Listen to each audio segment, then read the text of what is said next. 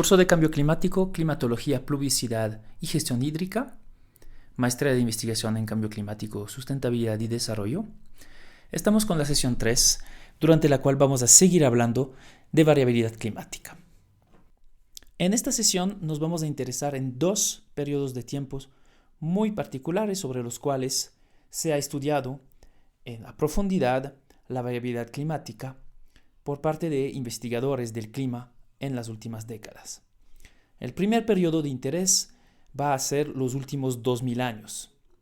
Y durante estos 2000 años nos vamos a interesar en la llamada variabilidad climática intersecular, es decir, cómo ha cambiado durante este periodo el clima de un siglo al otro. En segundo lugar, vamos a hablar de la variabilidad climática sobre una escala de tiempo mucho más larga, que va a abarcar los últimos 800.000 años.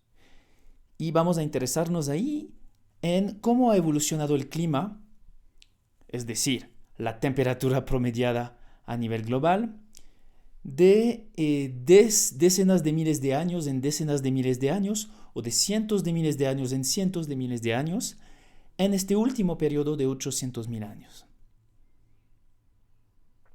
Veamos entonces cómo el clima ha evolucionado o cómo más bien se ha podido reconstruir a raíz de varias técnicas de las cuales ya han escuchado hablar en los últimos 2000 años. ¿Qué ha pasado? Bueno, lo que podemos ver es que tenemos una fluctuación de la temperatura promediada global y tenemos durante el primer milenario de nuestra era un aumento progresivo, al menos una cierta tendencia al alza de la temperatura, hasta llegar a lo que es conocido como el óptimo medieval.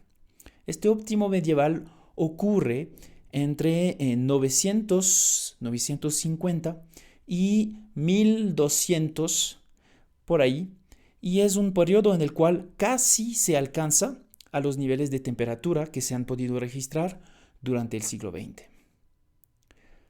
Luego de alcanzar el óptimo medieval, lo que hemos presenciado es un lento declive de la temperatura hasta alcanzar unos niveles bajos alrededor del inicio del siglo XIX, es decir, 1800. La época en la cual estamos ahí en un mínimo de temperatura por sobre los últimos 2000 años se suele llamar la pequeña edad de hielo, de la cual también seguramente hayan escuchado hablar. Tenemos entonces a lo largo de estos últimos 2000 años unos altibajos, una sucesión de dos bajos y dos picos si quieren, y en los últimos 200 años hemos presenciado un alza marcado de la temperatura hasta llegar a los niveles actuales. No se entiende mucho de los mecanismos que están al origen de estas variaciones. Hay algunas hipótesis. Sin embargo, no hay mucha claridad acerca de cuáles son los diferentes mecanismos, sea forzamientos externos, sea variabilidad interna del sistema climático, que podrían estar involucrados en estas variaciones o esta variabilidad intersecular observada, o más bien dicho, reconstruida a raíz de estos famosos datos proxies que se han podido recopilar a lo largo de las últimas décadas. Eso en cuanto a la variabilidad intersecular. Ahora pasamos a los estudios y los resultados relacionados con la variabilidad del clima sobre los últimos cientos de miles de años y más precisamente los últimos 800.000 años, que es de algún modo el periodo sobre el cual hemos podido recopilar con una precisión satisfactoria las variaciones de temperatura y de otros aspectos, como por ejemplo la concentración de gases de efecto invernadero, gracias a las perforaciones que se han hecho en las los casquetes polares y, bueno, muy en particular en este caso en la Antártida. Y gracias a perforaciones que han llegado hasta la parte continental, pues atravesando todo el espesor del hielo del casquete del Polo Sur, hemos podido reconstruir las variaciones de temperatura sobre este periodo de 800.000 años. Este gráfico muestra cómo ha evolucionado la temperatura según estas perforaciones realizadas en los glaciares. Detengámonos un ratito por sobre los resultados que nos dan estas perforaciones. Lo que podemos observar es una sucesión bastante marcada de altibajos en el periodo que abarca los últimos 800.000 años. Tenemos básicamente dos periodos que pueden ser distinguidos. El periodo que va desde 800.000 años a 400.000 años antes de nuestra era. Y luego un segundo periodo que va desde menos 400.000 años a el periodo actual. En el primer subperiodo, que va de menos 800.000 a menos 400.000, vemos una sucesión de altibajos, pero con un ritmo, o si quieren, una periodicidad un poco errática. En cambio, en el periodo que va desde menos 400.000 a la época actual, tenemos una sucesión bastante regular de altibajos en términos de temperatura, con variaciones que alcanzan 10 grados centígrados entre el punto más alto y el punto más bajo. ¿Qué tenemos ahí? Tenemos que nosotros nos encontramos en este momento en un punto alto. De hecho, se entiende y se sabe que gracias a este punto alto que hemos alcanzado, hemos conocido climas bastante amigables y es gracias a estos climas amigables que se han podido desarrollar las civilizaciones humanas a lo largo de los últimos 10.000 años. Pero antes de eso, tuvimos hasta hace aproximadamente 20.000 años un periodo bastante frío que tenía unas temperaturas de aproximadamente 10 grados menores de las temperaturas actuales.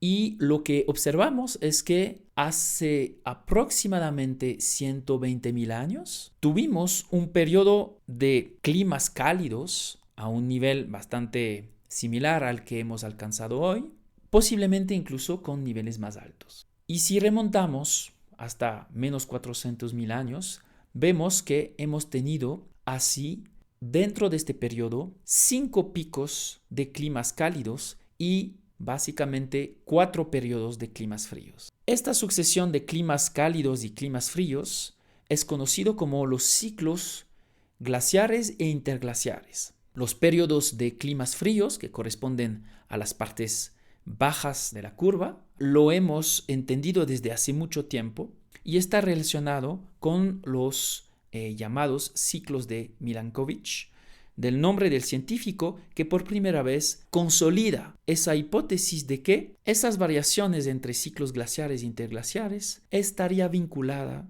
con forzamientos de origen astronómicos y muy específicamente relacionados con la forma que tiene la órbita terrestre y la inclinación del planeta Tierra por sobre su eje de rotación. Veamos un poco de qué se tratan estos ciclos. Muy probablemente ya han visto este tipo de gráficos, pero es muy interesante detenerse un poco más. Se ha planteado que hay 3 parámetros que describen la forma de la órbita terrestre, que son los más importantes en la determinación de estos ciclos glaciares e interglaciares. En primer lugar, tenemos a la llamada precesión de los equinoccios.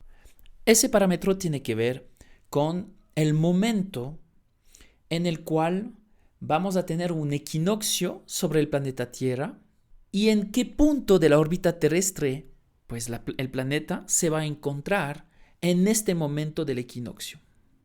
Ese punto en el cual la Tierra está en un equinoccio, pues se va a mover sobre la órbita terrestre y va a cambiar ese punto a lo largo de los tiempos, con una cierta periodicidad.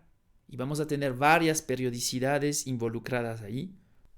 Luego tenemos la oblicuidad de la Tierra, es decir, la inclinación del eje de rotación del planeta Tierra respecto a un eje que es perpendicular al plano que describe el ecuador solar. En otras palabras, si ustedes cortan el Sol con un plano por la mitad que pasa por la línea ecuatorial del Sol y que hayan una perpendicular a este plano, pues el eje de rotación de la Tierra va a estar describiendo un ángulo con este eje. Ese ángulo va a variar también con una cierta periodicidad, que es conocida, que es de 41.000 años. Para terminar, tenemos un último parámetro que ha sido identificado como clave, que va a ser la excentricidad de la órbita terrestre.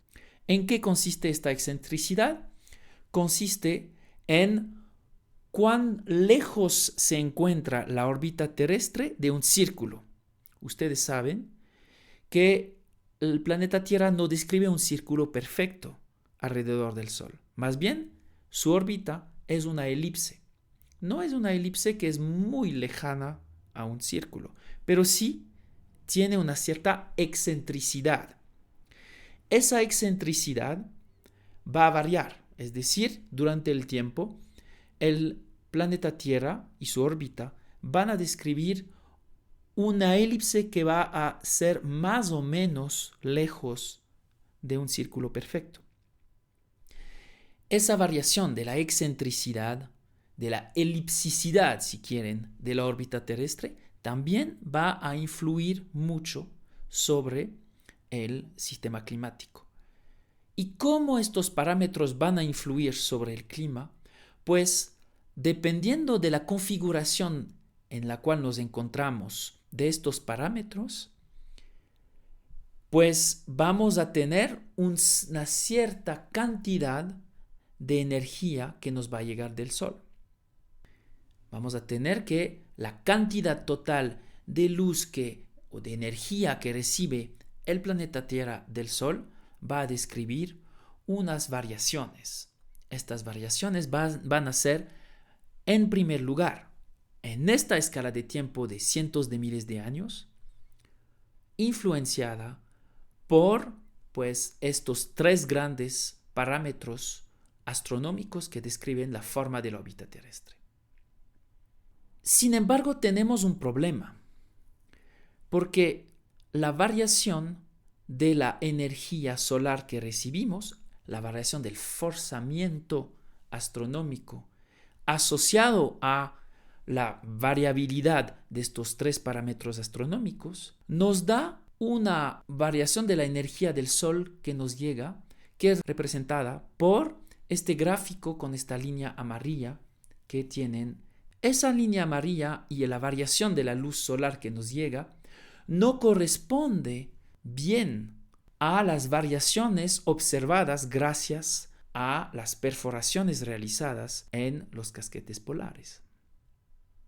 Entonces, si bien los ciclos de Milankovitch parecen ser una buena explicación de la variabilidad documentada sobre este periodo de menos 800.000 años hasta el presente, no permite representar a cabalidad los mecanismos al origen de esta variabilidad. Tenemos otros mecanismos involucrados en las variaciones de temperaturas promediadas a nivel global que hasta la fecha no son bien identificados. Regresamos un ratito sobre el gráfico de EPICA, es el proyecto EPICA, así se conoce. Y fijémonos sobre todo sobre este último periodo de menos 400.000 años hasta la época actual. Lo que vemos es que tenemos una sucesión, como hemos mencionado, de alzas y bajas, correspondiendo a los ciclos glaciares e interglaciares. Pero luego lo que tenemos es que la forma de los picos no es simétrica. En otras palabras, tenemos que el alza de temperatura se hace sobre un periodo bastante reducido en comparación a la baja de temperatura. Fíjense bien, si miramos el último ciclo interglaciar, Este ocurrió hace 20.000 años y en tan solo 20.000 años hemos experimentado un aumento de temperatura de alrededor de 10 grados. En cambio, el periodo que se tomó desde el último periodo interglaciar hasta el último periodo glaciar fue un periodo que abarcó casi 100.000 años. Y así podemos observar sobre el gráfico, al menos para estos últimos 400.000 años, las cosas son un poco distintas para el periodo que va desde menos 800.000 años a menos 400.000 años. Pero al menos para el último periodo que va desde menos 400.000 años hasta la época actual, tenemos una sucesión repetitiva de alzas muy rápidas de la temperatura para salir de la época glaciar y alcanzar el periodo interglaciar, y unas bajas bastante paulatinas, bastante lentas, desde el máximo alcanzado con el periodo interglaciar hasta alcanzar el periodo glaciar, hasta alcanzar el periodo de climas más fríos. No se entiende bien hasta la fecha cuáles son los mecanismos que están al origen de esta asimetría. Se cree que estarían involucrados precisamente mecanismos de retroalimentación. Mecanismos de retroalimentación que son partes de la variabilidad interna o intrínseca del sistema climático. Se siguen investigando acerca de estos mecanismos y hay muchos trabajos que se están dando en la actualidad para entender un poco mejor el porqué de esta asimetría entre la salida desde el ciclo glaciar hasta el periodo interglaciar y la entrada hacia el ciclo glaciar partiendo del ciclo interglaciar.